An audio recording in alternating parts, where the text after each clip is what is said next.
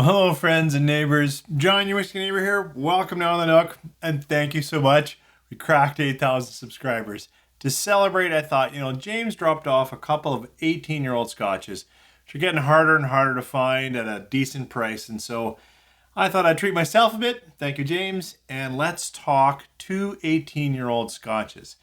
This is the Glenlivet, the Glenlivet classic. It's often on shelves. Used to be on my shelf quite a bit. Not so much anymore. And then GlenGrant. GlenGrant 18 shows up in a lot of awards. Best scotches of the year and that kind of thing. So let's see. Both of these are Speyside. Both of them are 18 years old. And they're both 43%. So this can be also a nice walkthrough. How do these 18-year-olds compare? Pour something nice, maybe with a bit of age on it. Come on back. 3, 4.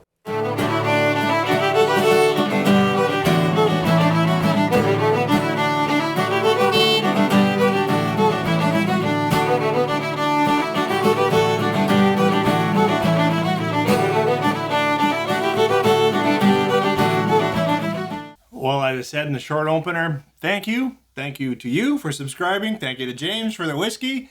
And let's get into some a little bit older Speyside Scotch.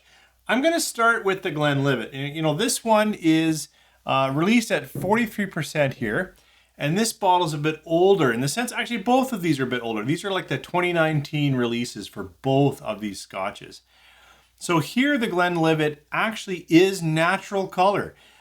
They do chill filter. They use both ex-bourbon and a small percentage of ex-sherry goes into here.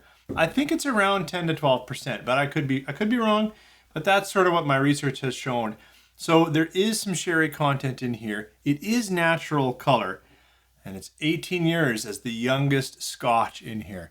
Of course, being a single malt and being a Scotch, it's all malted barley and single from one distillery. So let's see what this is like on the nose. These have been open for a while since I poured on my little video intro. Let's see how we go. Fruity, actually. Orchard fruits, but light lemon and more riper, almost peach apricot type. Yeah, I would say sweeter fruits. If not peach, then like sweet, juicy pear. Lots of pear, so very sweet. I know the sherry influence, I can see it in the color. And if I'm digging around for it, maybe it's a light raisin, like a yellow raisin, that kind of thing. Yeah, I could go with that. So some yellow raisins, some peaches and pears. Very fruity on the nose. Let's try this Glenlivet 18 on the palate. Sláinte. That's a well put together Scotch. It, if you're used to a lot of unchill filtered, heavier ABVs, I think you're going to say it's thin. Only because in contrast it is thin, but it's light on the palate in a nice way. It's got a good balance of some spices, a little bit of ginger, little bit of white pepper, and then some oak structure. It's not lots of oak, but a little bit. The fruits move a little bit into just really gentle Christmas cake. I usually share that for like very sherried scotches. This is not at all. In fact, you might have it. Certainly if you're out with some friends and someone pours it, it might not even come across sherry. It's very lightly sherry. Just a little bit of that berry fruits mixed in with those cut orchard and sweeter fruits. Better try another sip. Sláinte. Second sip gives a lot of what we're looking for in that second acclimatization, early finish. Now I've got a little bit more oak and structure, just a kiss of old book or leather, but just like way in the back, way. It's really still light, fruity. It's not very complex, but now on the second sip, I'm definitely saying, oh, there's the sherry influences. That's more those light Christmas spices and light other things. I've used those tasting notes, but I should have a scale on some tasting notes because they're very light. This still tastes juicy, little bit spicy, little bit Christmas spicy. Some of those oaks, but it leads in with orchard, with a bit of berry, and that just carries through. It's a decent Scotch. It's been quite a while since I've had a bottle on my shelf, and I'll try to maybe turn this into a series if I get a few more 18s kicking around, so I'll keep it around for a little bit. But it tastes like a lightly sherried, older, approachable Scotch. So I'm pretty excited to try this GlenGrant 18-year-old. And the reason for that is, well, it's multi-layered. One, I haven't had it, and I have had the Glenlivet. And the other is this shows up in a lot of awards. Even this box, in this year, it was Jim Murray's Scotch of the Year. And for all the controversy around that fellow, he drinks a ton of Scotch. And then I've seen it in many other awards. I think it's won Scotch of the Year 4 years running. Not now in 2024, but for many years. And so when you go to their website, they really share their bling. Also, I really enjoy GlenGrant 12. It's still affordable here. And I just think it's one of the nicest 12-year-old Speysides representing ex-bourbon. And I could be wrong, but I believe this is also just ex-bourbon. I do believe it's natural color. And so I think that's just a great comparison. Both of these 18-year-olds are 43%, and they're both natural color. This little bit of color here comes, I think, from that 10 to 12% ex-sherried Scotch, whereas this is all ex-bourbon, I think. And if I'm wrong, well, it's certainly a lighter, more straw color. This has just a hint of that bronze, burnished bronze going on. So the GlenGrant 18, 43% on the nose.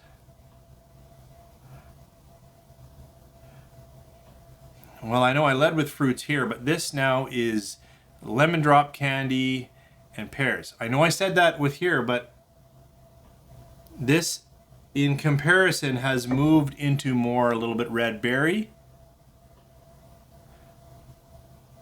And this is absolutely pears with that sweetness. That's why I put a lemon drop candy. But lemon drop candy is sweet sour. So I don't know if it's sour yet, but it's sweet. Citrus and pears. And a little bit of tropical fruit. Just a little bit of fruit syrup from a fruit cup kind of thing. That sweet cut fruits. Very nice.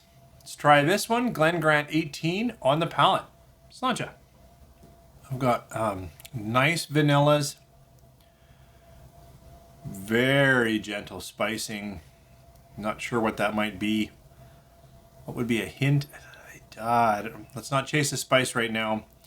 Vanilla, light caramel, toffee, more pear, more golden apple. Better try another sip. This one is a little more coy in its flavors and certainly in its spicing. Let's try it again. Sláinte. There it's got a little more secondary flavors, a little more like maltiness for sure. That's that slight pastry. This is, it's relaxed. It's a little more coating, even though they're both 43. I think they're both chill filtered. It's a little fuller, and now on the finish, it's got a much longer finish than this one. I've got some of those oak structures. A little bit more peppering now come out, a little more spicing, some of those secondary notes. But up front, I would say it's all, boy, like if you could make a pear apple pie, because we've got a little bit of sweetness, we've got nice cooked fruits, there's a little bit of lemon citrus, and that pastry that I'm getting, kind of that maltiness can sometimes come across as pastry. Now what's interesting to me is something that I don't know how to describe. It holds together really well, and it moves across the palate in ways that is both flavorful and well integrated. So when I say that, I think you'd experience it as smooth, in the sense of there's no abrasion, the spice doesn't leap off, but it's there. More on the finish, more on that lingering note, even a bit of drying note on the end. I think this is a fantastic example of a Speyside in ex-bourbon. If there's other casking, they are very far in the back. This is pushing the edge of tropical fruit, nice light pears, and structure and spicing on the short and longer finish. I do appreciate this. It's very tough to rate these because although I have gone through a bottle or maybe even two of the Glenlivet 18 over the last few years, it's been a while since I've had it. I've never had this. I've just had a sip right now. So rating it would be a disservice to this whiskey. But I will say, I am really enjoying actually both. I think this GlenGrant 18 is a better Scotch. I think it deserves more accolades. And if you were just looking for an 18-year-old and these are similarly priced, I would pursue the GlenGrant 18. I think it's a really nice Scotch and a really nice Speyside ex-bourbon. That can really be a tasty profile. If you like a little more berry, a little more Christmas spice, a little more other secondary flavors, this Glenlivet 18 is decent. And I think it gets beat up because it's from a huge conglomerate. But, you know, huge conglomerates have great people working for them that are putting together their blends and tasting it. And I think this is a solid 18-year-old Scotch.